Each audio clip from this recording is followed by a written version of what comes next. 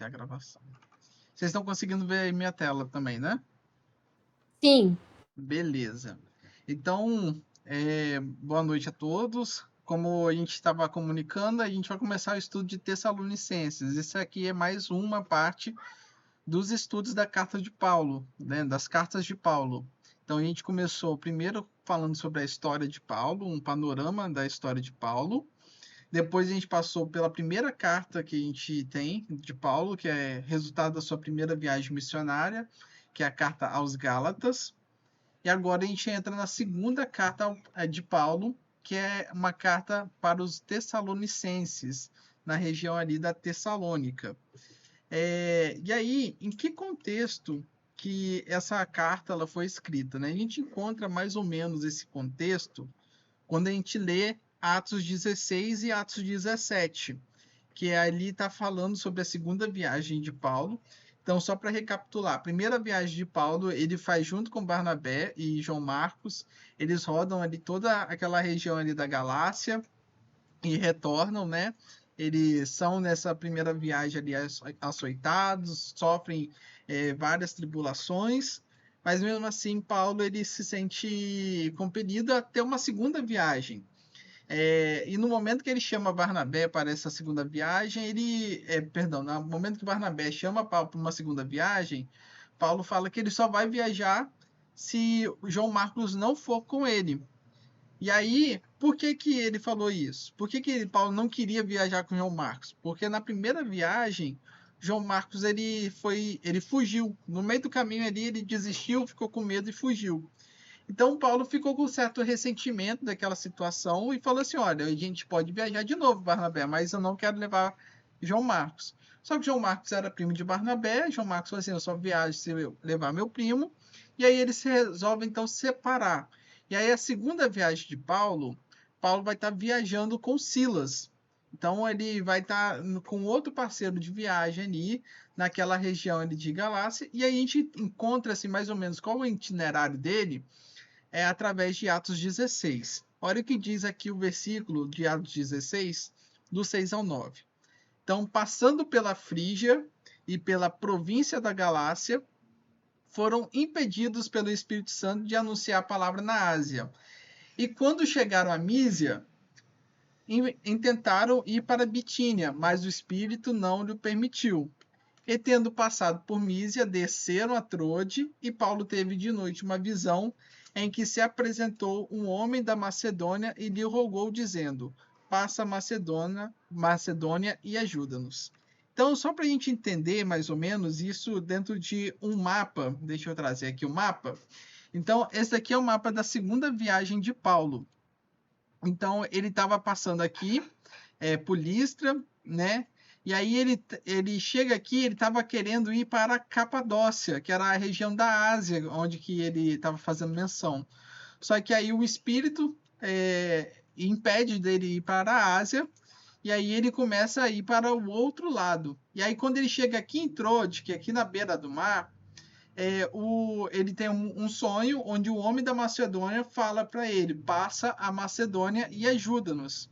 Então ele atravessa o mar. Então você vê ali que ele chega em Filipos, que é nessa região aí da Macedônia, o norte ali, essa região mais ao norte aí do mapa.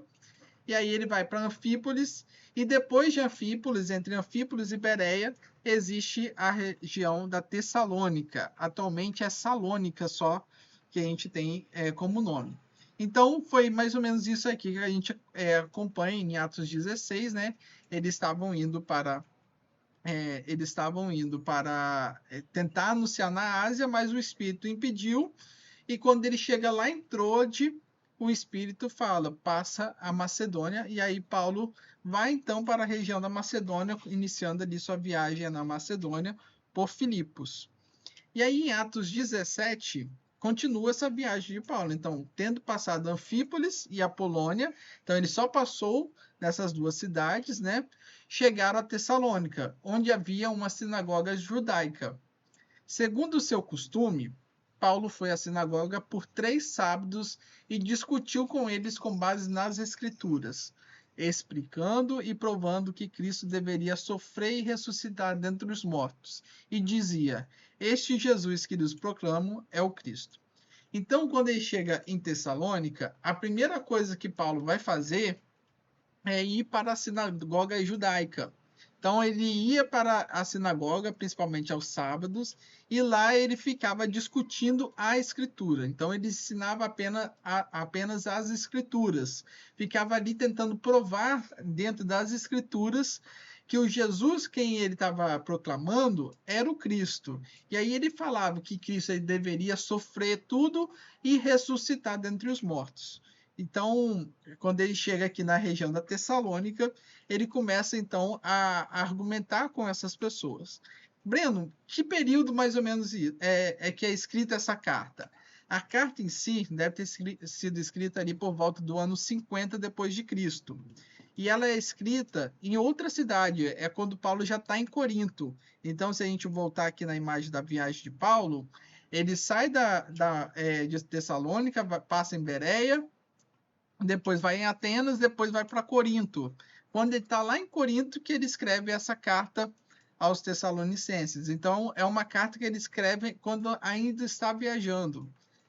E por que acontece isso? Porque Paulo ele saiu de Tessalônica, ele teve que fugir de Tessalônica.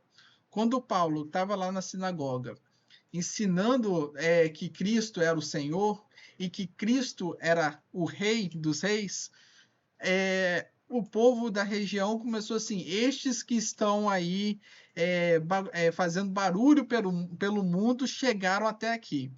E aí eles pegaram e foram até o governador da cidade falando assim: olha, tem uma pessoa que está falando que Jesus Cristo é o rei e não César. Então começou ali a ter uma certa perseguição. A gente vai ver no capítulo 17 de Atos que os homens do governo chegam aí na casa de Jason, que era quem abrigava Paulo e Silas na cidade, vão lá, pegam ele e Jason só é liberto depois que ele paga uma fiança. Então começa a ter uma perseguição e aí a igreja ali do local percebe que eles estão atrás de Paulo e falam assim: Paulo, sai da cidade, a gente te ajuda a sair da cidade, e enviam ele para fora da cidade. Então ele tem que sair dali correndo. Então não deu muito tempo para Paulo ficar ensinando as coisas ali na cidade. Então, foi apenas 3 sábados, ou seja, foram só 3 semanas que Paulo estava ali, mas foram 3 semanas dentro de uma cidade de 200 mil habitantes. Então, assim, era uma cidade muito grande e aquilo que Paulo estava falando na cidade começou a trazer alvoroço, as pessoas começaram a ser convertidas, pessoas estavam começando a vir para o Evangelho, conhecer o Evangelho, e a igreja estava ali uma ajudando a outra, compartilhando o verdadeiro Evangelho, e em apenas 3 semanas uma grande igreja começa a ser proclamada nessa cidade. E aí, como que é dividida a estrutura de 1 Tessalonicenses, que é principalmente a aula de hoje e a aula de semana que vem, a gente fala sobre a 2 Tessalonicenses. Nos capítulos de 1 ao 3, Paulo está ocupado com a vida passada da igreja, com as dificuldades que ela enfrentou e com o sucesso que ela está tendo em vencer essas dificuldades. Então, como eu disse, Paulo anunciou que Cristo é o rei. Então, eles começaram a sofrer perseguições, ali na localidade. E, em virtude disso, Paulo já começa escrevendo nesses capítulos de 1 ao 3, dando ações de graça, elogiando aos membros daquela igreja, falando como que eles são bem aventurados, né? E dando algumas dicas do que eles podem melhorar ainda. Nos capítulos 4 a 5, ele está preocupado com o futuro da igreja. Então, primeiro ele recorda do que eles passaram, por toda a perseguição, vê que eles são exemplos, são modelo para toda a região da Macedônia, e do 4 a 5 ele começa a se preocupar com o futuro, o que eles têm que fazer dali para frente, né? E principalmente, como que vai ser a volta de Jesus. Então, como que é dividido mais ou menos os capítulos? Então, temos o prefácio, que é ali apenas ele se identificando, ações de graças, Depois ele tem a apologia apostólica, então ele defendendo que ele é um apóstolo enviado por Cristo, então ele tem ali uma defesa tipo, gente, o que eu estou falando é porque eu sou apóstolo enviado por Cristo, então ele tem que defender ali a sua autoridade apostólica também. A parousia apostólica, o que é parousia? É a segunda vinda de Cristo. Então, Cristo já veio, a gente está até nesse momento do advento, né, aguardando aí o Natal. Então, a primeira vinda de Cristo foi no Natal e a segunda vinda de Cristo, então ele começa a abordar do capítulo 2, versículo 17, até o capítulo 3, versículo 13, sobre essa segunda vinda de Cristo. Como que a gente deve estar se preparando para essa segunda vinda de Cristo.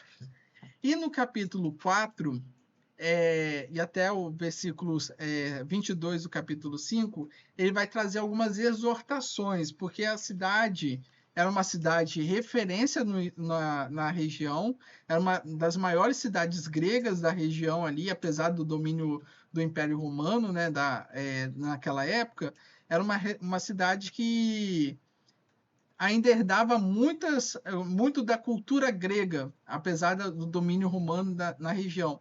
Então, existia muita imoralidade sexual na cidade, então ele tem que exortar sobre aquilo, ele tem que fazer exortações sobre, principalmente a vinda de Cristo, porque teve gente que parou de trabalhar esperando a vinda de Cristo. Então, ele conclui no capítulo 5, dos versículos 23 a 28, a sua carta, né? Então, como que começa essa carta? Então, vamos lá pegar ali o primeiro capítulo de Tessalonicenses, do versículo 5 ao 7. Porque o nosso evangelho não chegou a vocês somente pela palavra, mas também em poder no Espírito Santo e em plena convicção. Vocês sabem como procedemos entre vocês em seu favor. De fato, vocês se tornaram nossos imitadores e do Senhor. Apesar de muito sofrimento, receberam a palavra com alegria que vem do Espírito Santo e assim tornaram-se modelo para todos os crentes que estão na Macedônia e na Acaia.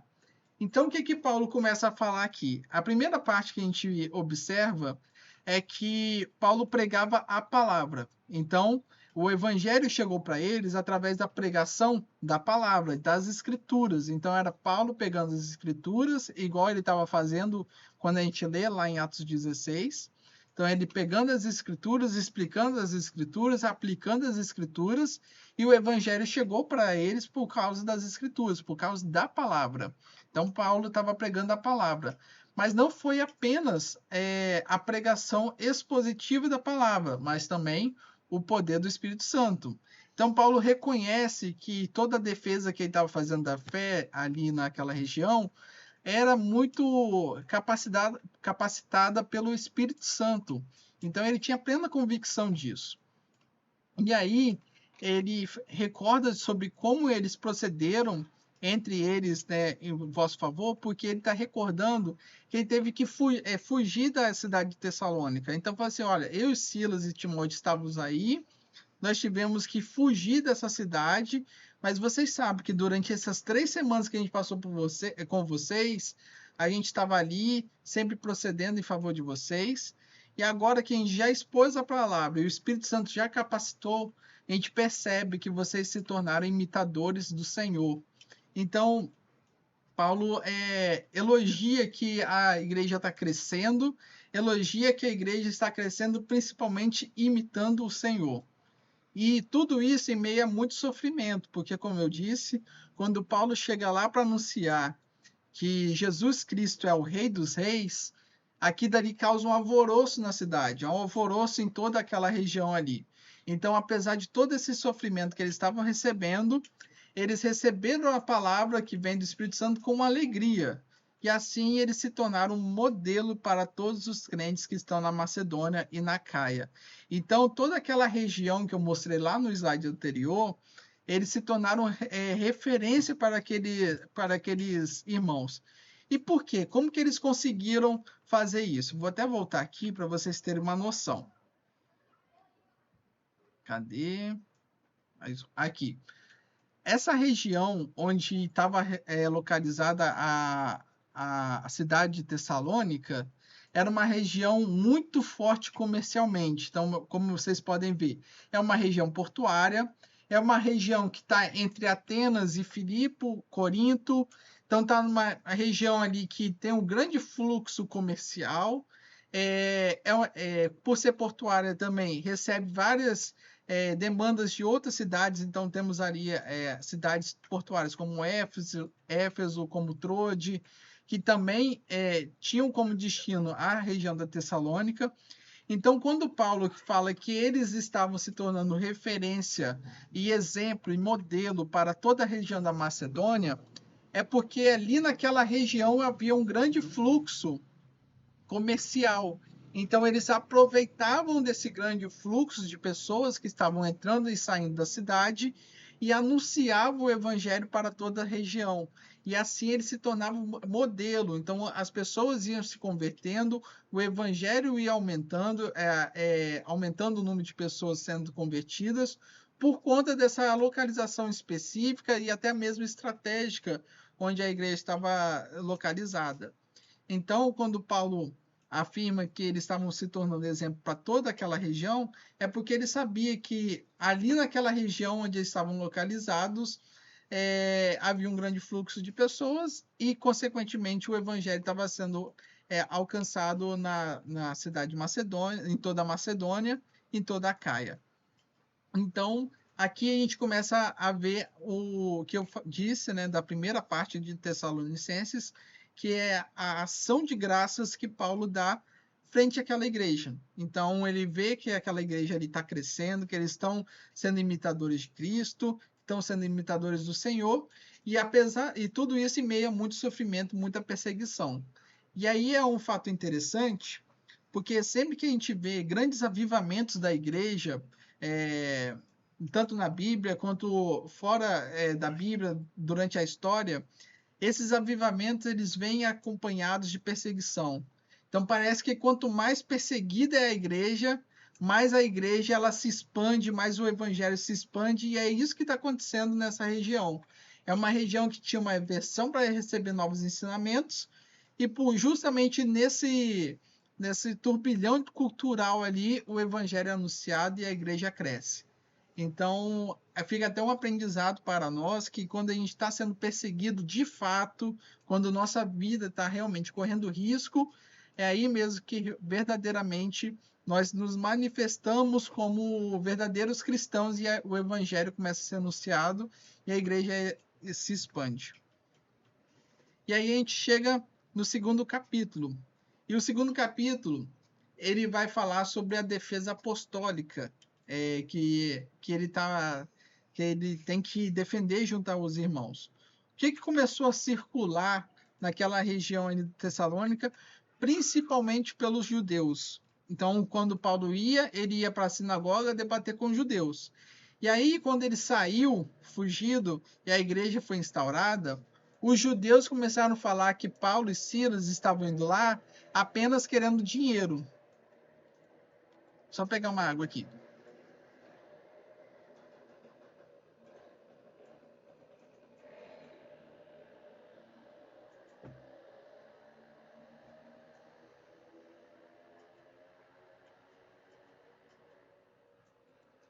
Então, os judeus começaram a falar que Paulo estava indo atrás desses novos cristãos apenas por causa de dinheiro, apenas para aumentar sua riqueza.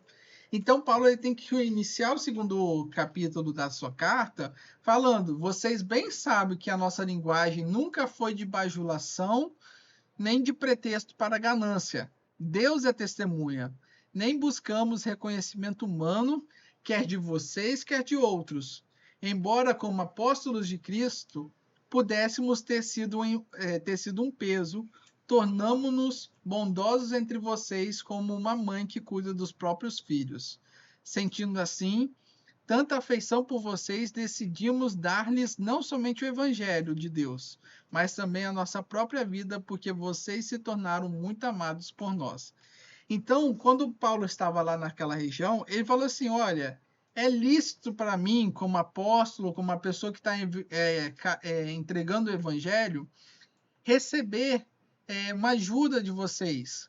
Mas não era esse o objetivo, não era dinheiro o meu objetivo final. Meu objetivo final é anunciar o evangelho. E ele tenta defender isso frente àqueles irmãos que estavam falando que era apenas bajulação ou ganância. Então ele começa ali se defendendo. Gente, eu estou anunciando o evangelho porque eu amo vocês. Assim como uma mãe que cuida dos próprios filhos, eu estou aqui pregando o evangelho para vocês de modo bondoso para vocês. Então, o primeiro objetivo aqui que Paulo está colocando é a defesa do seu apostolado, falando assim: eu não estou aqui por ganância, estou aqui para pregar o evangelho verdadeiramente. E aí a gente chega no capítulo 3. São apenas 5 capítulos, essa primeira carta aos Tessalonicenses. E no capítulo 3 ele vai falar assim: quando estávamos com vocês, já lhes dizíamos que seríamos perseguidos, o que realmente aconteceu, como vocês sabem. Então ele se recorda aquilo que aconteceu lá em Atos 17, onde ele teve que fugir porque as pessoas estavam perseguindo a ele. E aí ele fala: por essa razão, não suportando mais, enviei Timóteo para saber a respeito da fé de vocês, que vocês têm, a fim de que o tentador não seduzisse, tornando inútil o nosso esforço.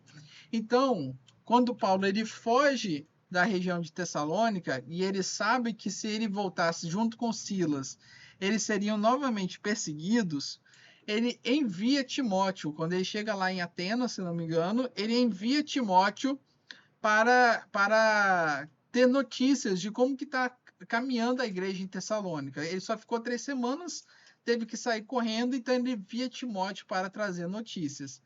E agora que Timóteo retorna para ele, ele vê que todo aquele esforço que ele teve não foi inútil. E aí ele fala assim: agora, porém, Timóteo acaba de chegar da parte de vocês, dando-nos boas notícias a respeito da fé e do amor que vocês têm. Ele nos falou que vocês sempre guardam boas recordações de nós, desejando ver-nos assim como nós queremos vê-los. Então, Paulo fala assim: eu também quero voltar a ver vocês, vocês também querem voltar, só que tem alguma coisa que nos impede. Ele sabe que quem está impedindo é essa perseguição que ele estava sofrendo. Então, ele fala assim: eu estou muito feliz porque ele está trazendo boas notícias a respeito da fé de vocês e do amor que vocês têm. Era uma cidade que, quando recebeu o evangelho, ela guardou o evangelho no coração e começou a proclamar o evangelho e viver realmente o evangelho. Só que aí a gente vai encontrar alguns problemas que vão começar a ser abordados no capítulo 4 de 1 Tessalonicenses. Olha só. A vontade de Deus é que vocês sejam santificados. Abstenham-se da imoralidade sexual.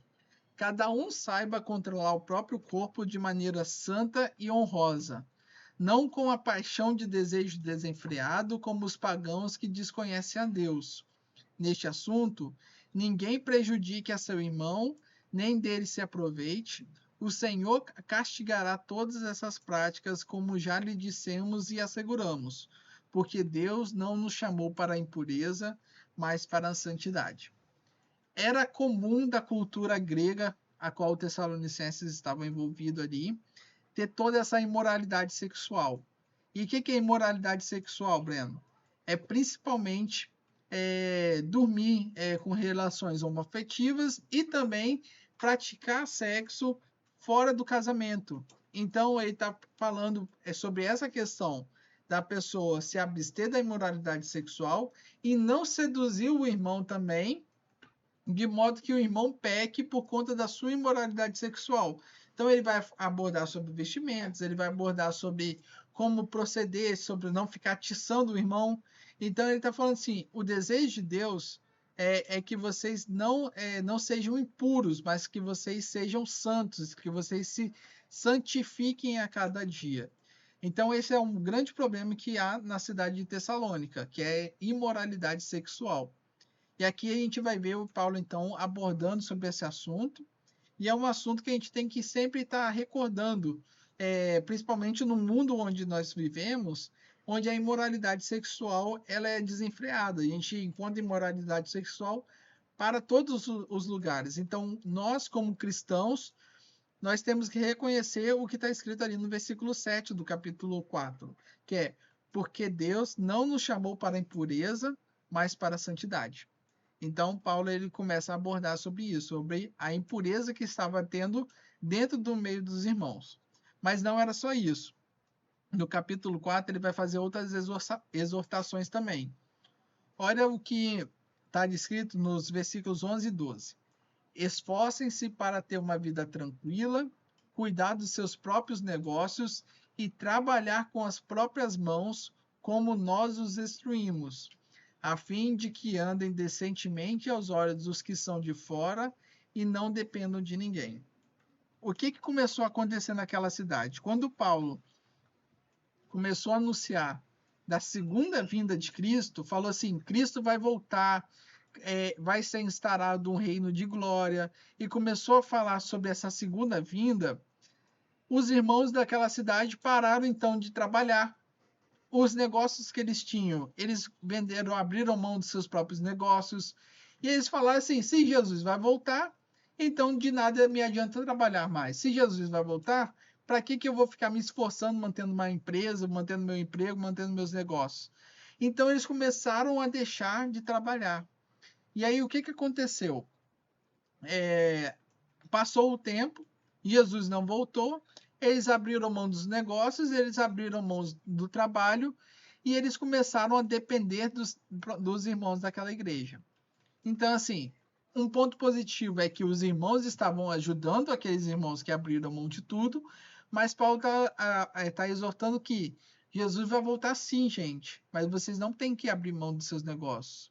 Jesus vai voltar, mas vocês não têm que parar de trabalhar. Então, o que Paulo está falando aqui é para a gente ser prudente, porque ele vai exortar, inclusive nesse capítulo 4, que o dia e a hora a gente não sabe quando Jesus vai voltar. Então, a gente tem que ser cautelosos quanto a isso. A gente não pode abrir mão de todas as coisas, aguardando que como Jesus vai voltar, a qualquer momento a gente tem que viver na aba dos outros, né?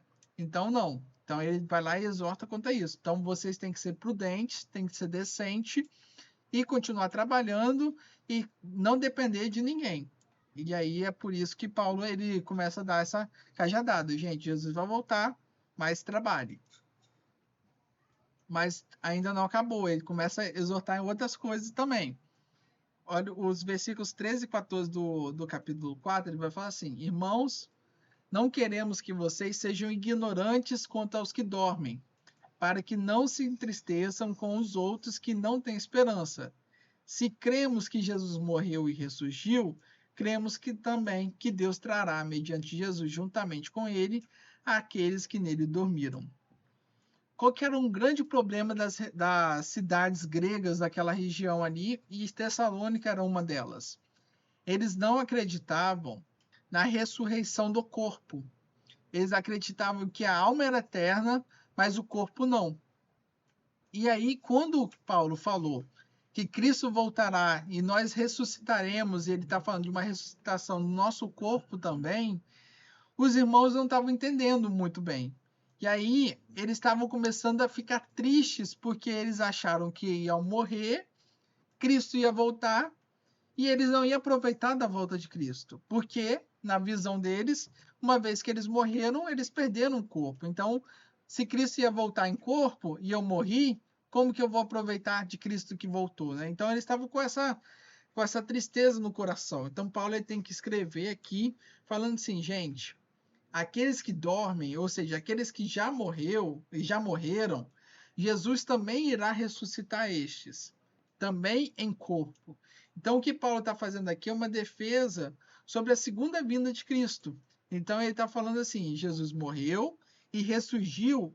E aqui nessa morreu e ressurgiu, ele está falando assim: Jesus morreu e ressurgiu em corpo. Então, a gente também tem que crer que Deus também trará, mediante Jesus, aqueles que já morreram.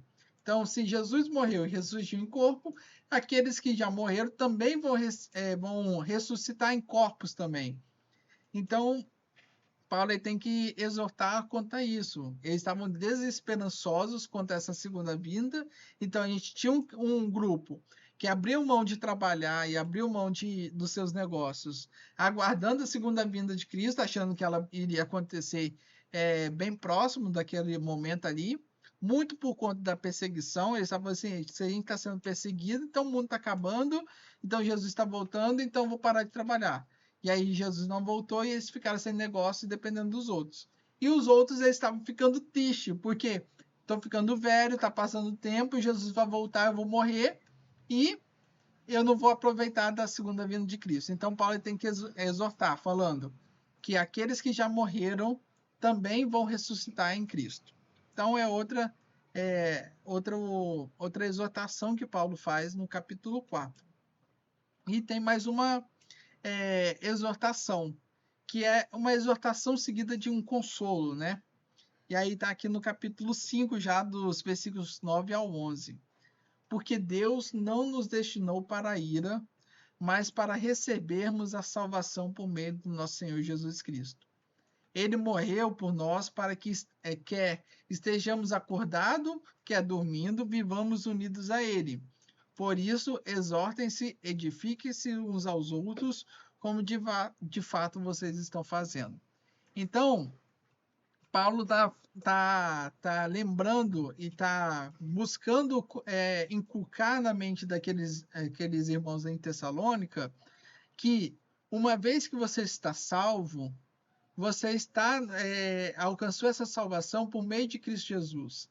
Então, se você está salvo, você não é mais alvo da ira de Deus. Então, porque Deus não nos destinou para a ira, porque nós recebemos a salvação por meio de Jesus.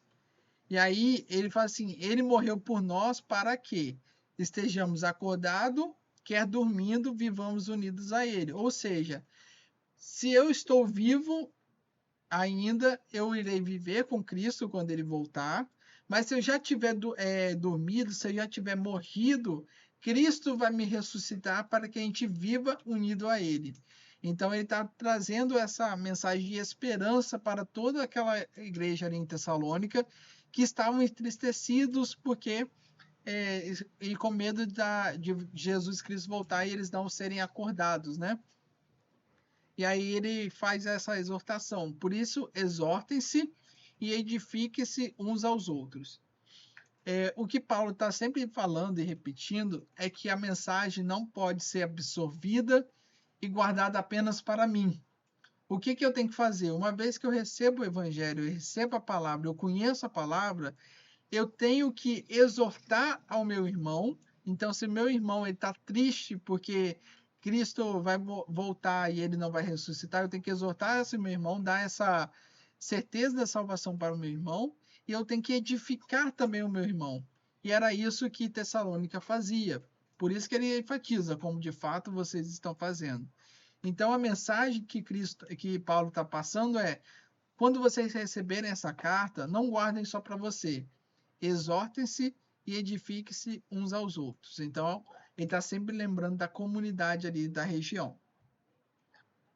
E aí, agora, ele chega e faz um pedido para aqueles irmãos. Lembrando que aqui ele está junto com Silas, escrevendo a partir de Corinto, e ele fala: agora lhes pedimos, irmãos, que tenhamos consideração para com os que se esforçam no trabalho entre vocês, que os lideram no Senhor e os aconselham. Tenham-nos na mais alta estima com amor por causa do trabalho deles. Vivam em paz uns com os outros. Existia na igreja de Tessalônica um problema de insubordinação apostólica ou insubordinação com os líderes. Então, tinha um pastor, tinha um bispo, alguém como líder naquela região, e eles não estavam tendo consideração, não estavam reconhecendo a autoridade espiritual daquela pessoa na igreja. Então, Paulo começa a exortar, falando assim: irmãos, eu estou pedindo para vocês, consideram aqueles que estão se esforçando no trabalho entre vocês. Então, esses que estão liderando vocês, esses que estão aconselhando vocês, esses que estão empenhando esforço no trabalho de vocês, considerem o que eles estão falando. Levem a sério a autoridade desses irmãos. Se eles estão aí, eles estão replicando a palavra, tenham honra com eles. Então, ele está até relembrando que esses irmãos estão ali para instruir a palavra de Deus para aqueles irmãos, para que eles mantenham ali a fé em Deus verdadeiramente. Então, ele está sendo contra qualquer tipo de insubordinação que a igreja pudesse ter. Então, se a gente tem um pastor e ele é a autoridade apostólica na nossa, perdão, a autoridade espiritual na nossa igreja, então a gente tem que considerar as coisas que ele fala, a gente tem que saber o que está aconselhando verdadeiramente, sempre observando se o que ele está aconselhando está pautado na Bíblia.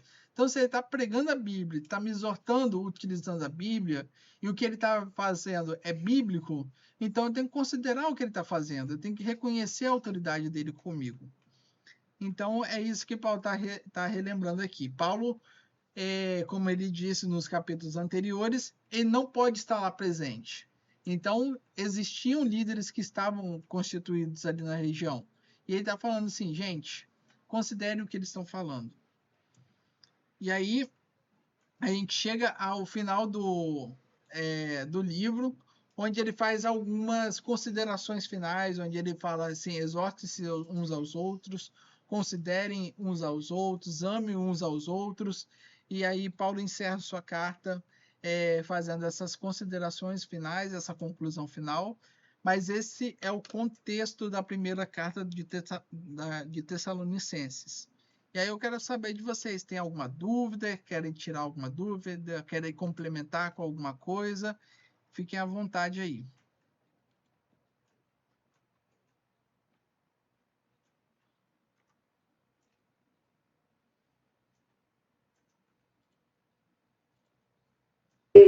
Tá tranquilo, Brian. Tá tranquilo? Ninguém tem dúvida? Bem esclarecido, então? O professor tá bom demais. Muito bom, Breno. Gostei muito. Ninguém nem tem dúvida, porque ficou tão claro assim, né? Ai, que Então, bom. parabéns, tá? Que Deus continue te usando. Amém. Ai, que bom. Eu acho que você perdeu o iniciozinho ali, ô Natália, mas vai ficar gravado também, que aí eu dei um panorama de como que era a cidade, que ano que foi escrita, e depois você pode acompanhar também. Beleza? Tá, joia? Obrigada. Gostei sobre a explicação do mapa lá, nem não sabia e agora eu aprendi. Gostei muito, muito bem explicado. Ah, valeu. Eu acho que quando traz algum mapa mais visual, a gente começa a saber mais ou menos o que está acontecendo, né? Porque a gente só fica vendo a cidadezinha, saiu daqui, foi para lá e a gente não sabe onde estão essas cidades, então colocando o mapa dá para ver o quanto que Paulo estava andando naquela época, né? Lembrando que não tinha carro para levar ele, tadinho. Então, haja canela. Então, beleza, pessoal. Já que ninguém tem dúvida, então vamos orar, então. Alguém quer orar? Ou eu oro aqui? Fiquem à vontade aí.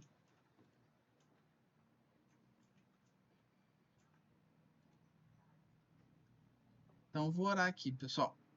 Oremos. Senhor Deus eterno Pai, te agradecemos porque mais uma vez estamos aqui reunidos para aprender da tua palavra, Senhor. Te agradecemos porque podemos compreender um pouco mais sobre o que o Senhor quer nos comunicar quando lemos a carta aos Tessalonicenses. Nós te pedimos, Senhor, que continue nos abençoando, nos esclarecendo a mente, para que o teu Espírito possa falar através do momento onde a gente está lendo a tua palavra. Não nos deixe, Senhor, desviar da nossa leitura diária da Bíblia, para que a gente sempre esteja aprendendo sobre o que o Senhor quer falar conosco. Esteja abençoando cada um aqui. Essa é a oração que eu te faço, em nome de Jesus. Amém. Pessoal, muito obrigado. Semana que vem a gente volta com 2 Tessalonicenses. Beleza? Amém. Boa noite, Brian. Boa noite, pessoal.